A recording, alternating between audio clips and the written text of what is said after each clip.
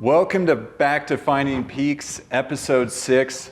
Here live at 5 again with Clinton, Chief Operating Officer for Peaks Recovery Centers, and Chief Clinical Officer Jason Friesma, everybody. And myself, Brandon Burns, your host. Excited to be back here again today talking about things that are important to this industry. Absolutely. The topic that I wanted to bring forward and discuss with you guys today is on boundaries. I was sitting with a staff member yesterday, and I think kind of a backstory to this is that when people are engaged in, a recovery journey or work within this industry, the notion of a boundary is sort of intuitive, and there's a real sense about it. We say boundary, hold a boundary, do that, and I think we get it. But it's not clear to me that families get it. And I was talking with one of our staff members and asked her to define what a boundary was. And her face got, big and glowing and kind of smiley, like, I know what it is, I just don't know how to tell you what it is. And I think there's a gap there in families in the way that they understand it. And I think it's often met with, well, we're going to put a wall up in between you and your loved one or something like this. And I think that's the common sort of colloquial way in which it's viewed. For me, a boundary is, so I'm going to test my clinical skill sets here on what it is. Let's do it. It's an emotional distance between you and your loved one. The person who is going through or suffering from addiction in this instance, to me, it's one thing to be supportive of them and continue to love them in a very familiar sense of things, namely as a family member, and it's another thing to state, okay, my boundary is I'm not going to give you money for drugs and alcohol. Well, fine, you want me to go do X, Y, and Z on the streets to come up with this money, and then it creates a sort of tension, and we seemingly sort of collapse in the boundary because we don't want them to do those other things. But I think strongly that emotional distance is the reduction of suffering. We don't want to suffer at the same time of the individual. So as swift as I can make this question so that it's not fumbling here, Yeah. is that kind of an accurate interpretation that I'm providing for what a boundary is? And if it is not, what is your view of a boundary? Jason, we'll start with you. Oh, wow, Yeah. okay. Surprising. Calling me out. Absolutely. Yeah. I'm going to put a boundary up and say Clinton can, no. I think you're exactly right. A boundary is some sort of delineation that says, this is where I stop and you begin, right? Like that's like a boundary of of land. And whether it's backyards or whatever, like I think, and to your point, I think you actually, your story of like, the boundary creates the space so that regardless of what's happening on your side of the boundary, it's not going to derail or hurt or cause me to suffer. I can have empathy looking over this boundary and recognize that you are suffering, but it's not going to create that suffering for me. And oftentimes that's where boundaries get so blurred, right? Is that it seems like sometimes we have families that will reach in and pay off a drug dealer or buy heroin for their loved one because they don't want them to suffer anymore. And we do call that a boundary violation. And it's because they haven't been able to make that delineation between this is where my loved one starts and where I end. Clinton, over to you. Over to since me, that's what we're yes. doing. Yeah. I agree, actually, so surprisingly. Okay. I agree. Next question. Yeah. Well said. Yeah. Boundaries are definitely about, for me, it's more about differentiation, right? Like being able, like you said, to see where I stop and where you begin. And I think, like you said, Brandon, intuitively we know what boundaries are, but we have a hard time talking about them. We have a hard time recognizing them. And generally speaking, culturally, we don't ever really work on what it means to create a boundary. And so it all seems very familiar and very new at the same time for most people. But in the end, you're creating that emotional distance. And in between those two, in that distance, you've got this little like kind of river that you can navigate the sort of complexities of relationships. And so, yeah. So hold on, I'm going to add something. Insert. I don't mean to, but maybe you're already going in this direction, but I do think the thing with boundaries too is if they aren't made outside of like a contentious or highly emotional state, then usually that creates problems, right? Like usually boundaries oftentimes are enforced out of anger or frustration or pain, and they aren't kind of thought through, right? So like going back to the backyard metaphor, it's like we're not going to put a fence up here, but like now I found dog poop, and like I don't know if it's on your land or my land, and I'm just really pissed about it, and I'm going to have this response. And so like having a willingness to prospectively create boundaries is such a key component in a recovery process. To say, not in the moment, not when somebody's in withdrawals, what you will or will not pay for, but like when somebody's maybe in a program like Peaks, now's the time to establish those boundaries so that when maybe the loved one begins to push on the boundaries, you can just fall back on them because the emotions are up and I want to respond in the way I used to, but now I'm not enforcing this boundary with anger. I get to just enforce it and just be sad on my side of the boundary. I guess it's, for me... Are you going to disagree with me? No, I agree with you. I think there's Every just... time you agree with me, just make sure you mention that. I agree with Jason. Okay, great, thank you. However, I completely disagree with Jason and what he just said. No, I think the difficulty is in identifying who you are, right? Like, boundaries require a lot of self-reflection and self-awareness. And you have to have a pretty good understanding of your own personal identity in order to create boundaries. Yeah. And when you're talking about families, particularly families that are impacted by addiction, those identities are completely enmeshed, right? It's really hard to see where a mother's love turns into enabling, right? Or where manipulation turns into survival, right? Like it's really hard to be able to figure that out. And so I think that's where, most of the time, that's why these boundaries are created in frustration and anger, because there's not enough self-reflection and self-awareness to be able to do it unless you're in that actual emotional space. Does that make sense? Yeah. Yeah. It does. Yeah, absolutely. So we've used, words and principle to describe this, and so I'm going to attempt through a stolen metaphor here to present kind of what it looks like conceptually. It's a little bit medical, so bear with me, clinical. Might have to come along a medical journey with me. I'm on it. I know Let's it's do it. outside the Yeah. box, Yeah. but I think about it in this stolen metaphor from a group setting I was in once upon a time, that it's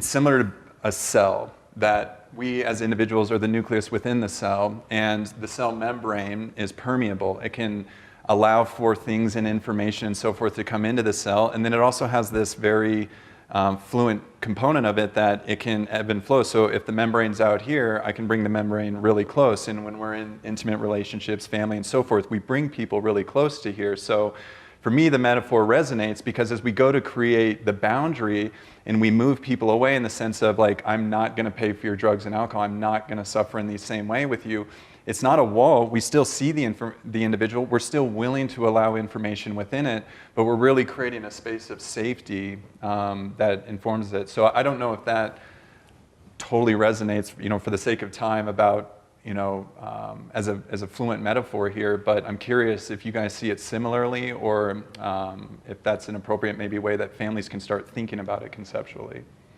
Yeah, I think ultimately we have a need to connect to other people, and we want that membrane, we want it close.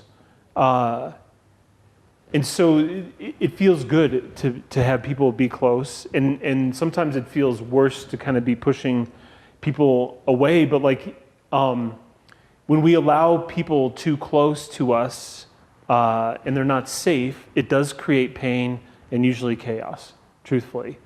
Or conversely, we can move that boundary out so far that it creates kind of this loneliness and this wall. And so I actually teach this in some of my groups about how we can challenge people and see if they are safe and worthy of being closer to us. And sometimes they are, and sometimes they're not. And we can kind of be mindful about how close or how far away we keep our loved ones. And sometimes it hurts to push boundaries out with people we love, even if it's really important. And even if it is protective and keeping us safe, it can be really painful. Yeah.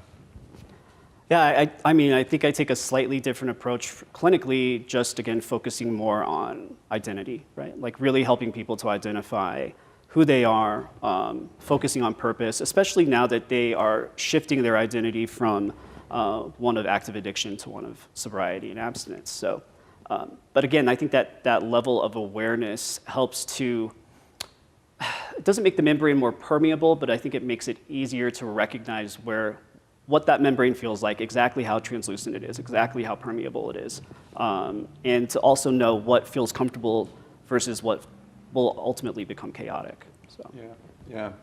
And I was speaking with a past client's mother just yesterday who, some new things are coming up for the individual as she progresses in her recovery journey. And so she was just looking for, thoughtful feedback. And I reminded her as we, go to implement or continue forward with the boundary that she has set with her daughter in this instance. Okay, you're looking at your daughter on the other side of this membrane, so to speak, and that distance that's between you. I get it as like a mother that's got to pull on the heartstrings, and I think really what I would like to resonate here for the audience is to just recognize that I think we're in agreement here that is a difficult thing to do and to look through. Your loved ones in front of you suffering in a fairly significant way. And with that space and that distance, what can we, as far as feedback to families who are peering through the membrane, they've held the boundary and they're witnessing their loved ones, suffer, Jimmy who was 6 years old in the birthday party and all the positive memories, right? They're looking at a very negative situation, and who isn't a parent that wants to jump forward and rescue and save in that regard? So what do we say to them? And on top of that, how important is it to continue forward with that boundary to reduce their own internal suffering and the impact on the individual on the other side? Well, a lot of times, if we're talking specifically about addiction here too, like a lot of times it is honestly the suffering and pain that creates the change. And so frequently when parents or other loved ones are softening natural consequences for their loved one, like maybe their kid is 23 and gets a DUI and the parents hire a lawyer to get it somehow thrown out on a technicality, that's kind of great news in the moment, but like it doesn't create kind of the longer term change that just allowing a kid to face natural consequences will create. And I get it as a father, like it hurts sometimes to watch my kids face the world. The world is hard sometimes, and sometimes they have to fail a class or fail a test or bump into things that are hard or have a difficult break in a relationship and that sort of thing. And it's difficult as a parent to watch that. And I can feel the urge to want to protect them. Like that was healthy a long time ago. When they were really young, it was my job as a parent to protect them. Now they're older and they're an adult. It's important for them to kind of face some of their own consequences, because that's what's going to lead for them to change. Softening that, I think, creates a scenario where it removes some of that ability to change or to recognize kind of the consequences of their own behavior. I don't know if that makes sense, but like I think that's an important piece, the softening of it. Because the converse of this too is I've watched parents soften consequences for their loved one and then be like, why won't they change? And it's like, right. They're not, you're facing all the consequences. Right. They're not facing the consequences. That's why. Yeah, change requires some level of tension, Yeah. And if you're taking all of the tension away because of the narrative that you're telling yourself as far as like what a mother does, what love looks like, who your kid is, like, playing back these birthday parties from when they were younger, you're not actually looking at reality or addressing reality, and you're creating more difficulties and barriers than anything. But to answer your other question as far as what do you tell parents who are looking through that membrane, I guess for me it would be to stop looking through the membrane and actually look at the reflection of yourself in the membrane.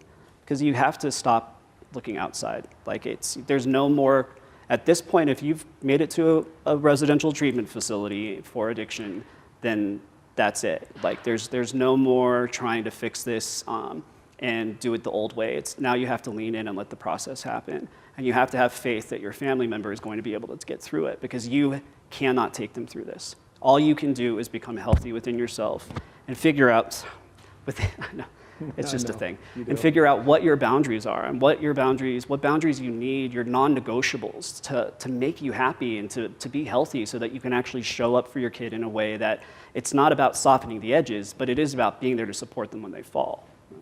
Yeah.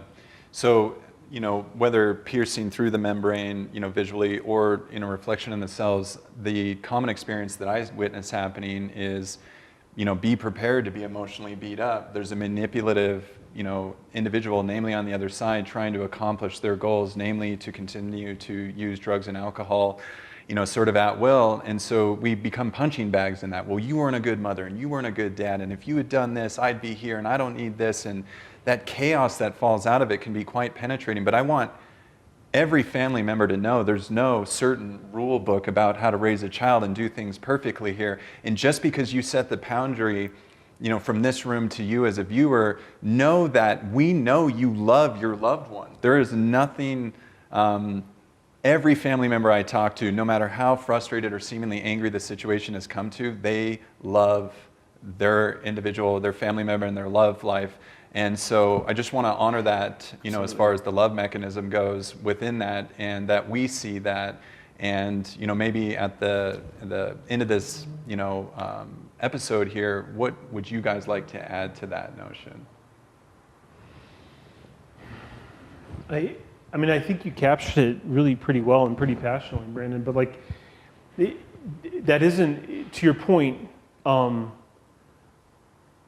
it's almost never a lack of love. No.